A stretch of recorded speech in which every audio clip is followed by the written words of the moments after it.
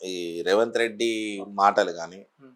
And KCR గతంలో మాట్లాడినటువంటి మాటలు కానీ ఇవి తెలంగాణ సమాజాన్ని ఇబ్బందికి గురి చేస్తున్నాయి. అంటే అన్‌పార్లమెంటరీ లాంగ్వేజెస్. కేసీఆర్ ఏ రకంగానైతే ముందుకు పోయి అలాంటి మాటలు మాట్లాడిండో, అవును. అదే వరుసలో, అదే రీతిలో మన రేవంత్ రెడ్డి కూడా అట్లే మాట్లాడుతున్నాడు.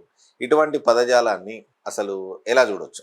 తన కోపమే తనకు శత్రువు అనే ఒక సామెత ఉంటదన్న. హ్మ్. ఇయాల కేసీఆర్ గారు ఏ రకమైనటువంటి నియంతృత్వ పాలన కొనసాగించిండో తెలంగాణ రాష్ట్రంలో, ఏ ఎంత వల్గర్ భాష, ఎంత గలీజ్ భాష వాడిండో, ఇలా కేసీఆర్‌కు రేవంత్ రెడ్డికి పెద్ద తేడా ఏం లేదన్న. హ్మ్. ఇలా ఆయన అహంకారం మాటలు ఏ రకంగా మాట్లాడినా, ఆయన అహంకారమే ఆయన నాశనం చేసింది. అదే గతి ఈ రాష్ట్రంలో ఈ రేవంత్ రెడ్డి గారికి కూడా పడుతది. ఇయాల ఆయనేం మాట్లాడినా ఈయన కూడా గదే తొడలు విసుకుతా, తొండేలేస్తా ఏం భాష ఇది? ఇలా నువ్వు ఒక రాష్ట్రానికి ముఖ్యమంత్రి అయ్యుండి, ఒక చిల్లరగాని లెక్క మాట్లాడుతున్నటువంటి రేవంత్ రెడ్డి, నీకు ఆ కేసీఆర్ పెద్ద తేడా లేదు. ఖచ్చితంగా రేవంత్ రెడ్డికి ఏ పరిస్థితి పట్టిందో నీకు కూడా అదే పరిస్థితి పడుతుందనే విషయాన్ని ఖచ్చితంగా గుర్తుంచుకోవాలని చెప్పేసి నేను గుర్తు చేస్తా ఉన్నా.